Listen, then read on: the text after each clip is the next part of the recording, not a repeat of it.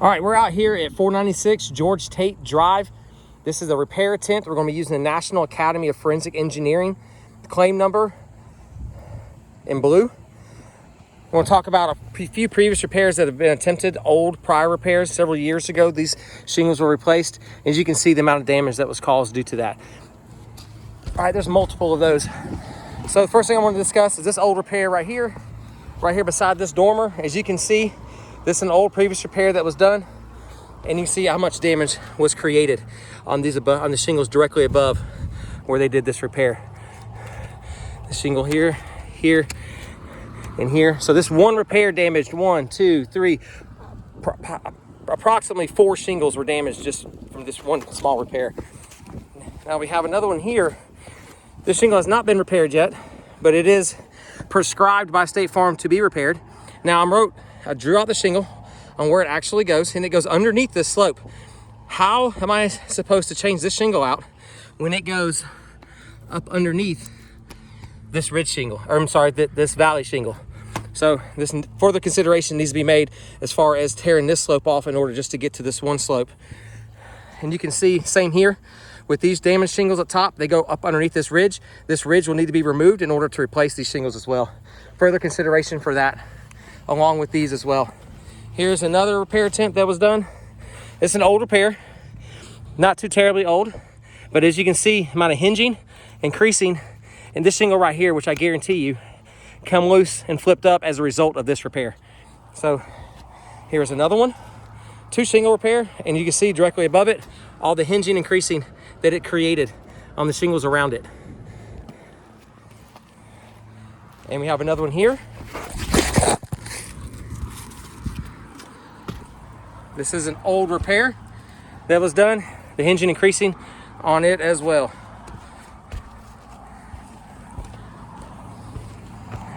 And we got another one, old repair, failed. As you can see, the hinging and creasing, missing tab on the 2 shingles directly above the prior repair. And here's another one, old repair, an attempt, and it failed.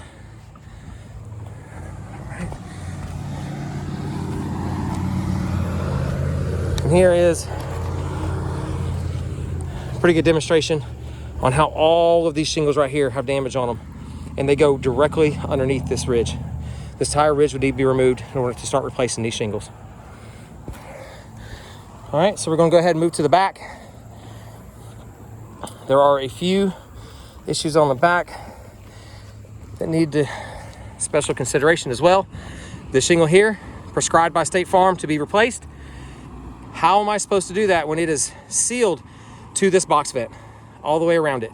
So that means when I tear this up, it's going to rip and tear other shingles around it and possibly damage this very thin metal box vent.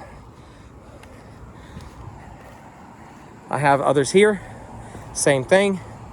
As you can see, the shingle has been prescribed to be replaced by State Farm, and it is sealed. This one, you can actually see the sealant. This shingle is glued and sealed to that box vent. How am I supposed to replace this shingle when this box vent is sealed and glued to it? All the shingles around it and around this box vent will be damaged and affected in an attempt to replace this one shingle. Same with this one. This shingle here has been prescribed to be repaired and replaced by State Farm. And again, it is sealed to this box vent. So again, all the shingles around this box vent will need to have consideration to be replaced as well, because it is glued and sealed to it. So it'll rip and tear and possibly damage this box vent.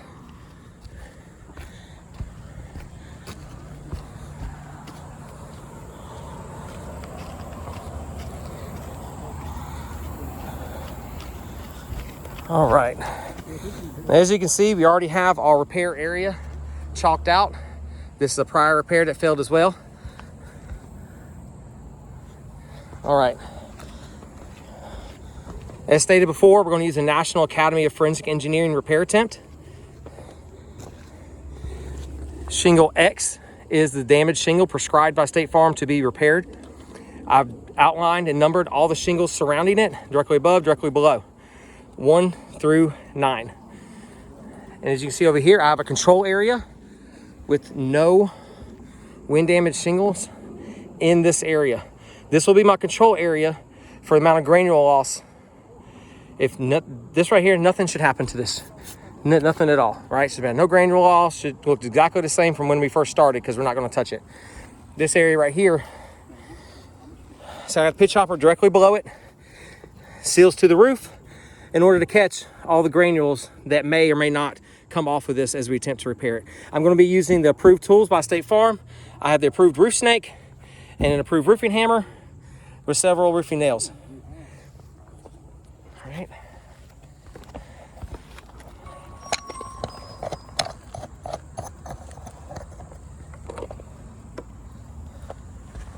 Go to one.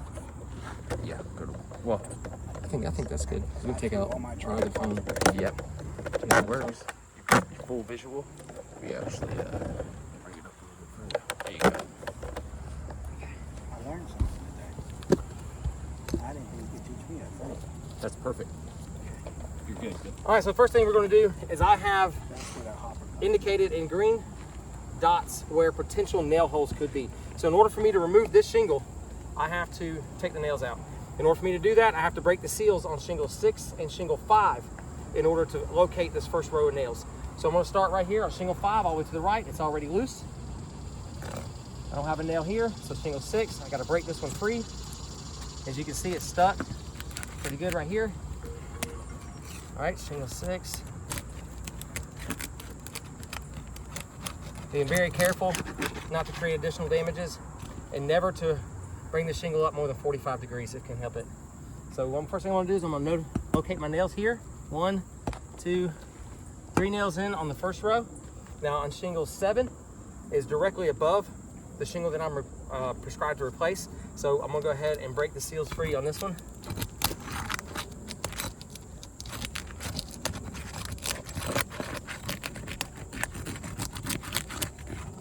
All right, now I can locate the nails.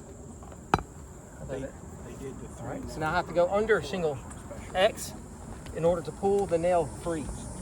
So locate my nail here underneath shingle X. As you can hear, I'm directly against the nail. I cannot go up any further. We will not go around it. It is right against the nail. So the only other option I have to do is I have to push down in order to pry that nail out. Now what happens a lot of times is when I do that, it'll rip and tear around the nail. So that's what I'm not going to do by making sure that this is all the way against the nail, that I'm not trying to prematurely rip it out. Okay, one come free easily. Okay, next one here, same thing. And again, make sure the solid sound, I'm against the nail completely. What I want to do is, okay, now what just happened there is that nail stayed right where it was and the shingle ripped around it. So what I'm going to do is, oh yeah, there you go. Go ahead and take a picture of that hole here. Yep. All right. Now that does constitute damage. It's called a nail pull. National Academy of Forensic Engineering states that that is a failure point when attempting to change a shingle out. All right, so that nail is out. Now this is the shingle we're attempting to replace, so I'm not too worried about getting nails or holes or really tearing and ripping the shingle because it's going to get replaced anyways. This just goes to the condition of the roof and how much damage is going to be created in an attempt to repair it. And again, same thing. You can hear that noise, it means I'm right up against the nail. So I'm going to pry down and attempt to pull it, and there, same thing. Take a picture of that, Jerry. All right, so again, the nail that was holding this shingle down stayed put and the shingle ripped through it. So now I have to go underneath the shingle and pull that nail out. All right, so now I'm going to go to the second row of nails underneath shingle 7. Now this is actually shingle 6 that I'm pulling the nails out of. I have to lift shingle 7 up to get to them, but shingle 6, this has not been prescribed to be replaced. So this is the shingle 6, 5, and 7 that I don't want any damage to be created to. So I'm be very careful as not to do that. Let me get a picture of that before. Okay, so again, I'm going to go up underneath shingle 6 to get underneath my nail. Again, just to show you, you can hear that solid noise that I'm dead against it, and it's already starting to happen. So it's already ripped and tore. You want to come take a picture while it's halfway. So, and again, I'm gonna go up against it. So it's right against that nail.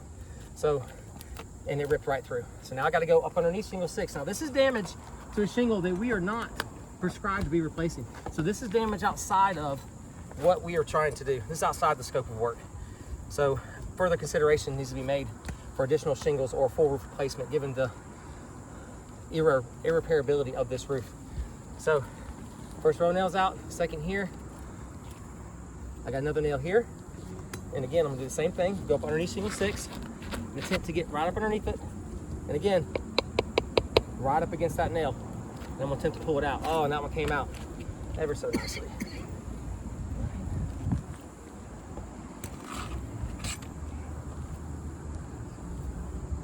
Okay. So that should be a loose shingle. They did the 3 nail per. Okay. You can talk in video, Jerry. This isn't court of law yet. All right. All right, now we got additional issues. So, as you can see, we have cracks and rips on shingle 1. We did not attempt to touch the shingle in any way. And we have mat transfer as well on shingle 1. Now, there is a Georgia code, 401.2, states that I cannot leave a roof in worse condition than when I found it.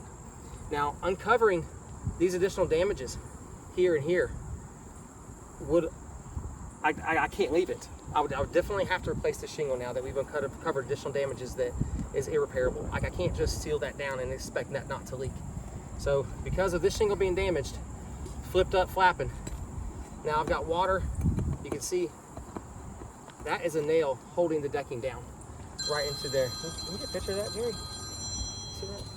That rusted nail down underneath the shingle.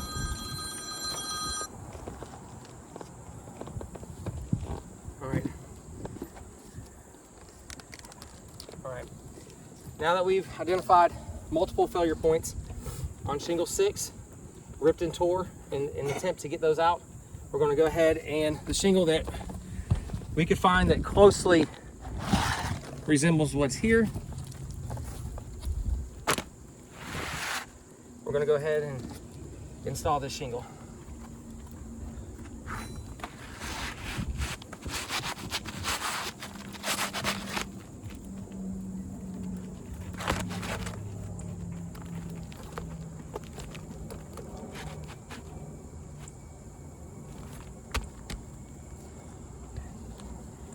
Now the shingle's in place.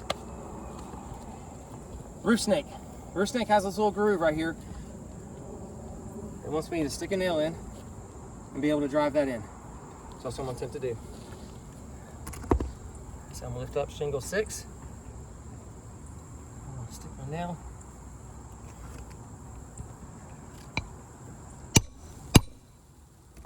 All right, now that nail's started.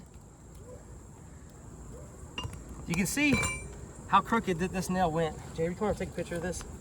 This roof snake is not designed to nail a perfectly straight nail into the shingle. It'll be driven in at an angle. That's not going to be flush. So I'm going to finish nailing this in, or I can control it with a hammer. I can control which direction to go. If it needs to go more forward or more back, that's the direction I can hit it to make sure I get a nail that's flushly driven. I cannot do that with this tool. Sits on top of it, nails it, it beats up the shingle underneath it. You see where it lays on there, and it's wanting me to hit this to where it's going to damage this brand new shingle I just put in it. So I was able to do that without lifting it up over 45 degrees, just by using this just to start the nail. And then you see it did go in at an angle. All right, I'm gonna do it again.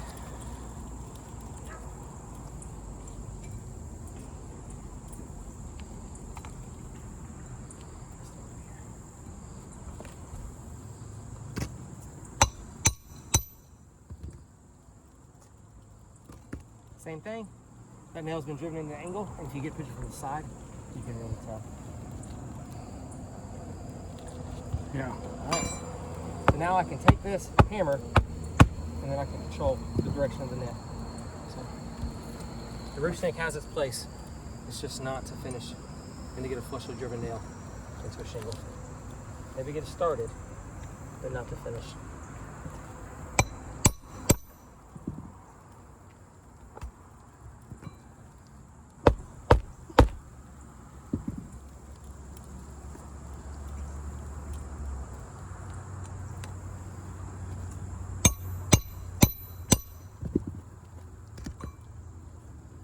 very good. See where it's went a little farther with that one, you can see how it's at an angle. The reason why you can't run a nail at an angle, because the sharp point of the nail, the very end of it, if it's at an angle, it's going to tear into that shingle when I hammer it down all the way, and it's not going to hold like it should. That's why a flushly driven nail has been written into the state code to make sure these shingles actually hold. So here's where I run into an issue. Shingle 6 now has overly sized holes as big as this nail head pulled out through it. So what do?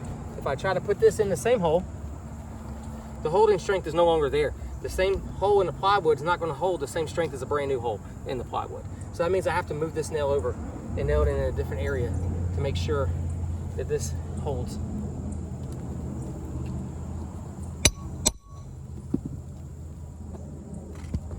As you can see, take picture of that one too.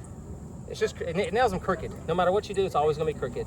So being able to use an actual roofing hammer to drive those in flush is key.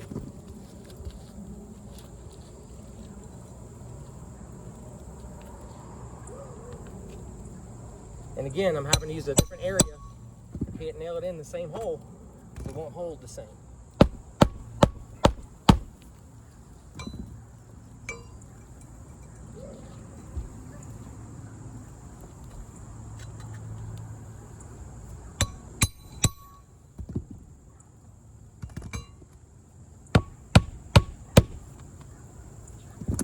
All right. Now that completes the repair attempt. There's a few things that I want to note here as far as failures go. We have ripping and tearing of additional shingles outside of the one we attempted to replace, not to mention the amount of granule that we have right here, which we're going to take pictures and send all of that in where you can see how much granule loss actually took place here in an attempt to replace this one shingle. We damaged all the shingles around it by granule loss, ripping and tearing, and amount of mat transfer. We have a control area. Now our control area, Jerry has a little brush. So what we're going to do, we'll take this little brush, and I'm going to come over here to the area that we just manipulated. Now I pulled these shingles up, and I moved them around. I'm supposed to be able to do that on a roof that's repairable without any additional damages happening, any additional granules coming off, any ripping or tearing. That's why we have the National Academy of Forensic Engineering Repair Standard. So what I'm going to do is I'm going to take this brush, and right up here where we see most of granule loss, where we're moving and manipulating these shingles, we'll see how much granule loss actually happened. This is a soft bristle brush, really. So basically hardly none is coming off at this point. We've already collected it down here in the pitch hopper, right? So now if we come over here to our control area, in order for this to be the exact same situation, I should have this exact same amount of granule loss from this area as I do right here. So that line of granules that's collected at the pitch hopper, I should be able to effectively brush that much off. Just to end up right here. As you can see, none. Maybe 5 or 6 little pieces of granules coming off. Nowhere near as much came off as we attempted to manipulate these shingles over here. That proves that this roof is irreparable, and full roof replacement will be necessary. That concludes the repair attempt. Anything you want to add, Jerry? Just given the number of prior repairs and supporting details, you know. Yeah, absolutely. Most certainly, there's, even if there's not a slope, it's not effective. So absolutely not. yeah.